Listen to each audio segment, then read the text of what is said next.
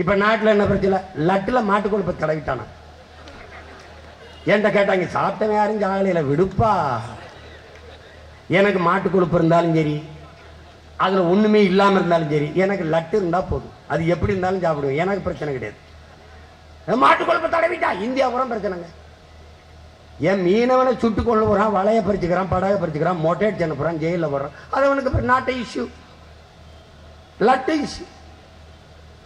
டேய் உங்களெல்லாம் கொடுமை கொடுமை தான். ஆனாலும் எங்க பாட்டங்க எங்க இந்த நிலையில விட்டு போயிடக்கூடாது. நான் கருணாநிதி வாரிசும் இல்ல, எம்ஜிஆருடைய வாரிசும் இல்ல, யாரும் இல்ல, சாதாரண மகன்.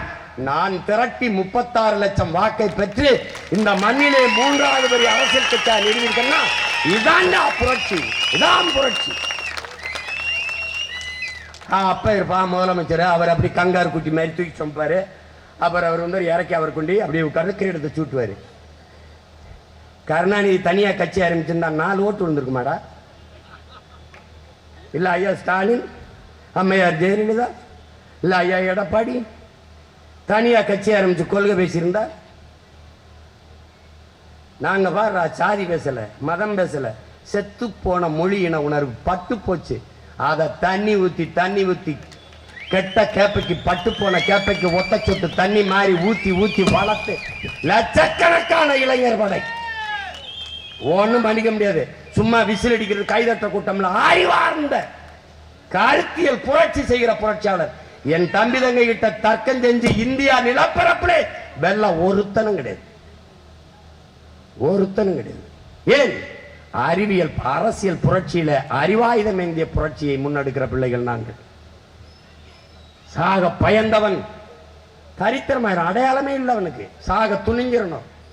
அடிமை வாழ்வினும் உரிமை சாவு மேலானது, இதுதான் முக்கியம். உயிரை இழக்கலாம், உரிமையை இழக்கக்கூடாது. அப்படி உரிமைக்காக உயிரை இழந்த மா வீரர்கள் நமது பாட்டி, நமது பாட்டனார், இந்த வரிசையில் நிற்கிற நமது முன்னோர்கள் என்பதை தமிழ் இளம் தலைமுறையினர் புரிந்து கொள்ள வேண்டும். நீ இந்த அற்ப அரசியல் வாழ்க ஒழிக கோஷம், இந்த ஸ்டாலின் படம், கருணாநிதி படம், உதயநிதி படத்தை நெஞ்சில வச்சுக்கிட்டு 500 ரூபா 1000 ரூபா அரைப்படி அரிசி, அரைமுளை கரும்பு, கருப்பட்டி, வெள்ளத்துக்கு சக்கரைக்கு நீ கையேந்தி நின்று இந்த மானங்கட்ட பொழப்ப நீ நிறுத்து. நீ மானத்துக்காக உயிரை விட்டவன், நீ உலகத்திற்கு சோறு போட்டவன். நீ இந்த அரைப்படி அரிசிக்கு அல்லாடி நிக்கிறத பார்க்கும்போது கேவலமா இருக்கு. நீ தன்மானத்திற்காக உயிரை விட்டவன், இன்னைக்கு இனமானத்தை இழந்து நிக்கிற. நீ முதல்ல இதை கைவிடு. உங்கள் பிள்ளைகளின் ஆட்சி வரும். இந்த வரலாற்று நாயகர்கள் எப்படி நமக்கு வழி நடத்தினார்களோ அப்படி பெருமை மிக்க மானமிக்க வாழ்வை இந்த மண்ணிலே உங்கள் பிள்ளைகள் தருவோம். பசி என்கிற வார்த்தை இல்லாத ஒழிப்போம். ஏழ்மை வறுமை என்கிற சொல்லில்லாத அடிப்போம்.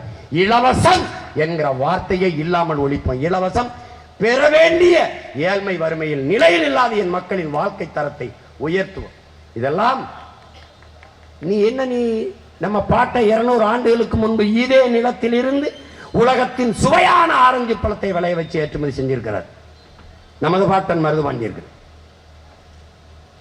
வேல்சு துறை வரலாற்றில் குறிப்பிட பெரிய மருது எனக்கு ஒரு ஆரஞ்சு பழம் கொடுத்தார், அது வரைக்கும் அப்படி சுவையான ஆரஞ்சு பழத்தை நான் சாப்பிட்டதே இல்லைங்கிறார். நமது பாட்டன் படையை இங்கிருந்து கிளப்பி திருச்சியை தாண்டி அந்த நிலப்பரப்பை தாண்டி போற போது பெரும் படை அவரோடு சேருது.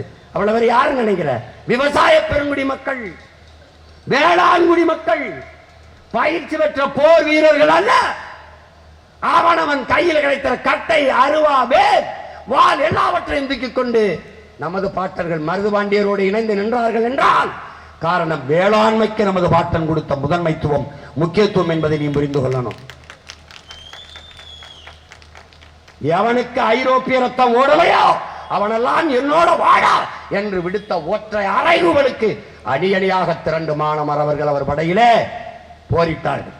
இங்கே தென்னரசன் கூட குறிப்பிட்டார். 8 நாள் வெள்ளையனை எதிர்த்து சண்டை போட்ட சிவாஜி, வீர சிவாஜி என்று வரலாற்றிலே இடம்பெறுவாரே. ஆனால் 8 மாதங்கள் வெள்ளைக்காரனை எதிர்த்து சண்டை செஞ்ச எங்கள் பாட்டன் மருதுபாண்டிக்கு என்னடா வரலாற்றில் பதிவு இல்லை? வரும். எப்போது? உங்கள் பிள்ளைகள் அதிகாரத்திற்கு வரும்போது வரும். வரும். நுழையும் போதெல்லாம் அடிக்குது, முத்துக்காமாட்சி சாமிக்கு 6 வளைவு வச்சிருக்க. என் பாட்டி வேலுநாச்சியாருக்க மருது வண்டிக்கு உள்நுழைவு வளைவு இல்லை. என்ன செய்யறது? வாழ்க்கையில இவ்வளவு மானம் கட்டு போயிடுச்சு. போய் பார், கருணாநிதி 250 கோடியில சமாதி கட்டி படுத்திருக்காரு. உன் பாட்டிக்கு சமாதி வா காட்டுற, இந்த இங்க கடத்தருவில் வரியா? கோழி கூட பெருசா இருக்கும்டா, வா. அதுக்கப்புறம் உனக்கு கோவரில்லைன்னா நான் பேசுறதை விட்டு போயிடுறேன். நல்லா படம் எடுத்து பழச்சிக்கிருவேன். நான் எனக்கு இந்த கர்மம் 5 மணி நேரம் வேர்க்க வருவருக்கு ஒரு நாளைக்கு 6 மணி நேரம் பேசியிருக்கேன். 40 நாள். எல்லா மருத்துவரும் இப்படி பேசலாமான்றான். அப்படி பேசியே ஒன்றும் விடியலையே. வேர்க்க விறுவிறுக்க பேசிட்டு இறங்கி போகும்போது வாரத்தில் போகும்போது மாயண்டி குடும்பத்தில் சூப்பராக ஆக்ட் பண்ணியிருக்கீங்க, நல்லா பண்ணியிருக்கிய, இப்போ எதுவும் நடிக்கலையா, படங்களும் எடுக்கலையாங்கிறேன். நமக்கு என்னது, பாம்பு கூட தாண்டா நல்லா படம் எடுக்குது. அவன் அதுதான் அவனுக்கு பிரச்சனை. இப்போ நாட்டில் என்ன பிரச்சனை? லட்டில் மாட்டுக்கொழுப்பை தடவிட்டானா. என்கிட்ட கேட்டாங்க, சாப்பிட்டவன் யாரும் ஜாகலையில் விடுப்பா. எனக்கு மாட்டுக்கொழுப்பு இருந்தாலும் சரி, அதில் ஒன்றுமே இல்லாமல் இருந்தாலும் சரி, எனக்கு லட்டு இருந்தால் போதும். அது எப்படி இருந்தாலும் சாப்பிடுவேன், எனக்கு பிரச்சனை கிடையாது.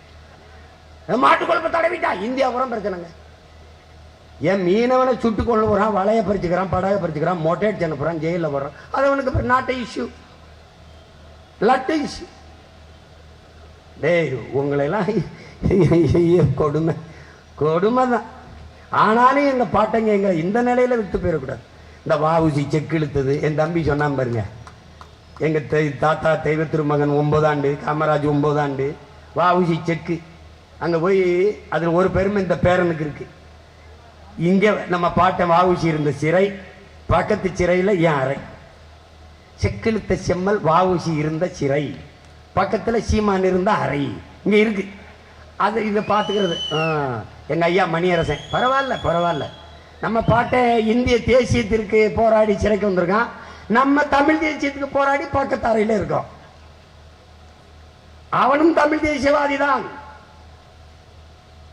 அதனால்தான் தமிழ் நேசன். நாங்க பேசுகிற தமிழ் தேசம், அதை தமிழ் நேசன் இதழ் நடத்திய பெருந்தகை நம்முடைய பாட்டனார் வ.உ. சிதம்பரம் அவர்கள். அறிவில் சிறந்த பெருமக்களே, அன்பு தம்பி தங்கைகளே, நீங்கள் அந்த ஈகத்தை எல்லாம் மறந்து விட்டு கடந்து போய்விடக்கூடாது. உள்ள சுவற்றிலே என்றென்றைக்கும் நிலைமை நிற்கணும். தமிழரின வரலாறு என்றால் தெளிவு வரணும். இல்லைனால் ஒண்ணும் இல்லை. நமக்கு வரலாற்று குறிப்புகள் இல்லை, இலக்கிய சான்றுதான். பாண்டிய நெடுஞ்செழியன் மதுரை ஆண்டான் என்று சிலப்பதிகாரம் படித்தான் தெரியுது. ஆனா நமக்கு வரலாறு இல்லை. பெருவுடையார் கோயிலை பார்க்கும் போது அரசருக்கு அரசன் அருள்மொழி சோழன் அரசேந்திரன் ஆண்டிருக்கான்னு தெரியுது. கல்லணையை பார்க்கும்போது கரிகால் பெருவள சோழன் ஆண்டிருக்கான்னு தெரியுது. வேற வரலாற்று சான்றுகள் இல்லை. ஏன்? வரலாற்றை படைப்பவனுக்கு வரலாற்றை எழுத நேரம் இருக்காது, விட்டு போயிட்டான். வருங்காலங்களில் தமிழரின வரலாற்றை மீட்டெடுக்க வேண்டும். இந்த வரலாற்று பதிவுதான் நம்மளை வழிநடத்தும் என்பதை தமிழ் இளம் தலைமுறையினர் மறந்துவிடக்கூடாது. அதனாலே என் அருமை சொந்தங்கள், பேரன்பு மிக்க எனது பெற்றோர்கள், இந்த வரலாற்றின் வழி நடந்து தாழ்ந்து வீழ்ந்த தமிழ் சமூகத்தை எழுச்சியுற வைத்து, தமிழை மீட்சியுற வைத்து, தமிழர்களை எழுச்சியுற வைத்து, தமிழ் தேசிய மக்களுக்கு என்று ஒரு அரசியலை கட்டி எழுப்பி வலிமை மிக்க ஒரு அரசியல் ஆற்றலாக உருவாகி அதிகாரத்தை கைப்பற்றி அன்னை தமிழ் சமூகத்தை தன்மானமிக்க பெருமை மிக்க சமூகமாக இழந்த உரிமைகளை மீட்டு இருக்கிற உரிமைகளை பாதுகாத்து பெருமை மிக்க வாழ்வு வாழ வைப்பதற்கு எங்கள் முன்னவர்கள் வீரப்பெரும் பாட்டனார்கள் பாட்டிகள் அவர்கள் மீது ஆணையிட்டு உறுதியேற்கிறோம். வரலாறு எங்களை வழிநடத்தும். வீர பெரும்பாட்டியார் வேலுநாச்சியார் மீதும் உறுதியிட்டு ஆணையேற்கிறேன். நாம் தமிழர்.